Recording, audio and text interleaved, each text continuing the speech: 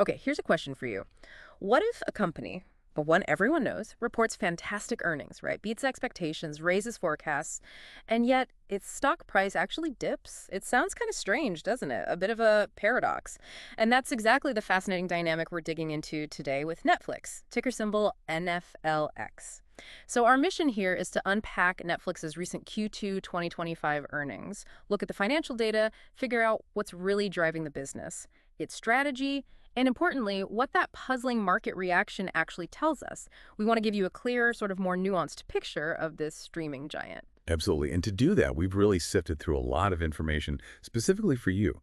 We've pulled insights from a detailed stock analysis report covering financials, valuation, market position, plus their latest earnings review, direct comments from the earnings call, and related news articles. We've tried to boil it down, the most important nuggets, so you get the key takeaways without getting lost in the weeds. Great. So let's start with what looked like, well, unequivocally positive news. Netflix's Q2 2025 report showed really strong operational performance. I mean, revenue hit nearly $11.1 billion. That's a big jump, 15.9% year over year.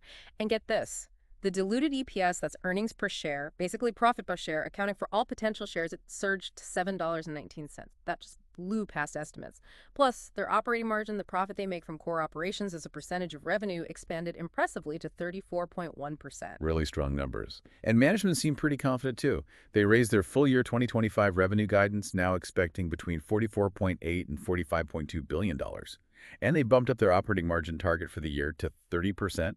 Even free cash flow, or FCF guidance, got a lift projected between $8 and $8.5 billion for 2025. Yeah, on paper, that just sounds fantastic, right? Yeah. So, what's the mystery? Why the weird reaction? It absolutely sounds fantastic. And that leads us straight to the market's, well, quite puzzling reaction.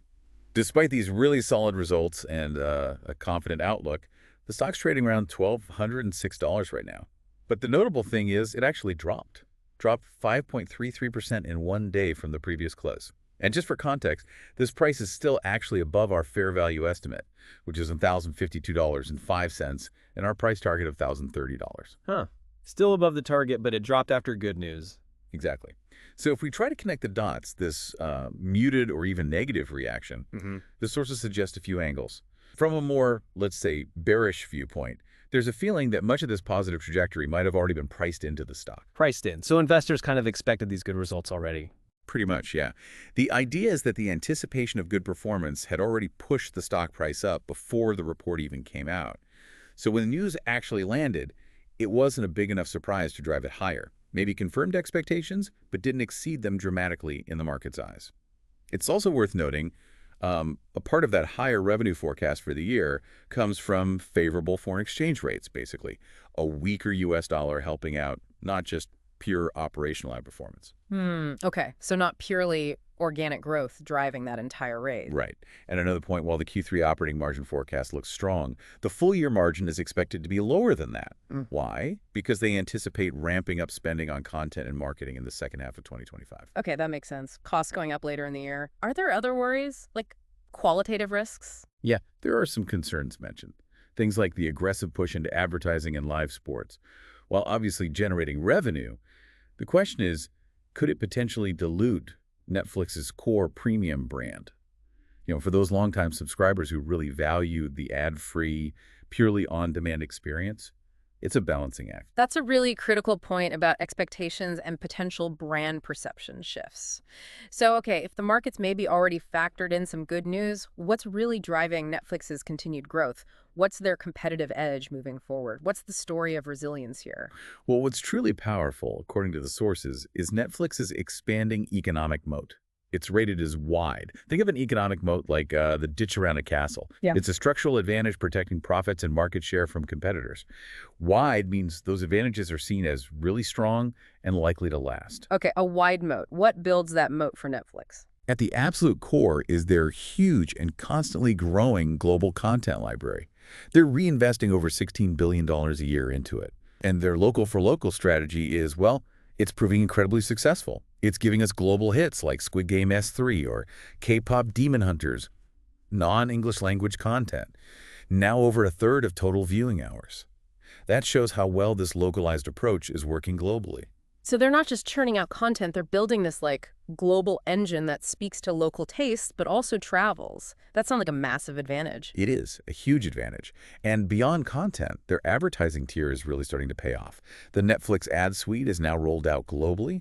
The ad business revenue looks like it's going to roughly double this year, and they're expecting interactive ads in the second half. So it's a whole new powerful revenue stream backed by a massive engaged audience. Right. The ad tier seems like a big success story already. What else adds to the moat? They're also making quite disciplined investments in what they call ownable, big breakthrough events.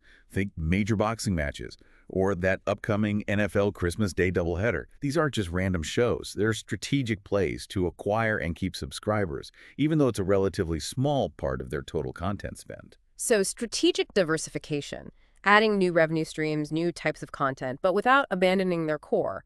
I've also heard buzz about AI. How does that fit in? AI is definitely another key piece. Netflix is leveraging generative AI pretty heavily. For instance, to speed up content creation, they mentioned making VFX for El Eternaut 10 times faster. That's significant. It also helps personalize the experience for members. There's a new conversational UI, better recommendations, and it even helps streamline ad development, making that ad business even more efficient. Wow, okay. So AI is touching multiple parts of the business. It really is. And we shouldn't forget gaming. There are investments there, like with Grand Theft Auto or Squid Game Unleashed, are seen as disciplined additions. It's not about becoming a pure gaming company, but adding value to the subscription, driving acquisition, keeping people engaged. All these strategies, the content, the ads, the live events, AI, gaming, combined with their unmatched global scale. That scale lets them spread content costs very efficiently. It creates this reinforcing cycle that strengthens their leadership and makes it super tough for competitors. So it really is this complex, interconnected system they're building. Okay, what does all this mean for the bottom line, for their financial health and how they manage their money? Well, Netflix consistently shows significant financial strength and a very disciplined approach.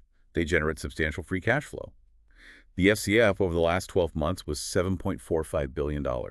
That gives them an FCF yield of about 1.45%, which basically measures the cash generated relative to their market value. Solid cash generation. How's the balance sheet look? Pretty robust. They've got about $8.4 billion in cash in short-term investments.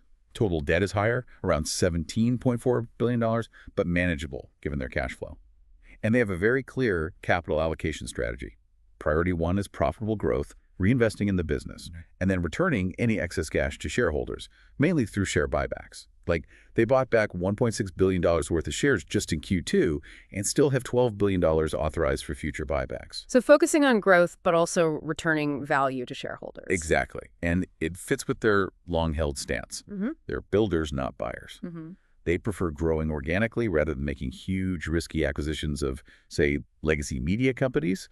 Minimizes integration headaches, lets them focus on their strengths. Okay, this brings us right back to where we started, that paradox. You've got all this positive momentum, strong financials, clear strategy, yet the stock dipped, and it's trading above what you estimate as fair value. This is where it gets really interesting, looking purely at valuation.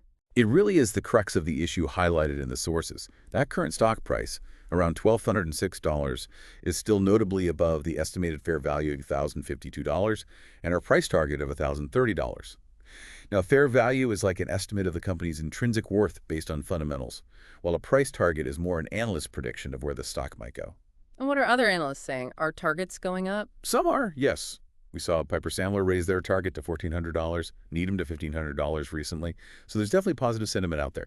But the average analyst price target over the last 6 months is about $1,240.50, which suggests, a range of opinions, but also that the current price is already close to or even above where many analysts think it should be. So the general takeaway is? The general takeaway from the sources seems to be, yes, Netflix is executing incredibly well, no doubt about it. But the market seems to have already factored a lot of that success into the current price. So for investors, it becomes this balancing act. Weigh the company's undeniable strengths and strategy against that current valuation premium. Is there enough upside left, or is it priced for perfection already? Right. So let's try to summarize the key takeaways for you listening. Netflix is showing commendable operational execution, really positive momentum from things like ads. They have a strong content pipeline, smart tech advancements. Clearly, they're a powerhouse. Definitely. But maybe think about this. What stands out to you when you weigh that strong performance against the market's kind of lukewarm reaction? How do things like price-in expectations or maybe the impact of foreign exchange rates change how you look at stock movements beyond just the big headline numbers? Yeah, and here's a final thought, maybe a provocative one for you to mull over. Is it actually possible for a company to have too much good news already baked into its stock price? And how does that dynamic affect your own approach to understanding market signals and figuring out if a stock still has room to run? We really hope this deep dive into Netflix has given you a clearer, maybe more nuanced understanding of this fascinating company and that whole intricate dance between business performance and market perception.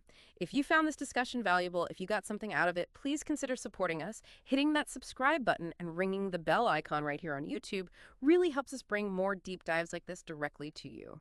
Until next time, keep digging for those insights.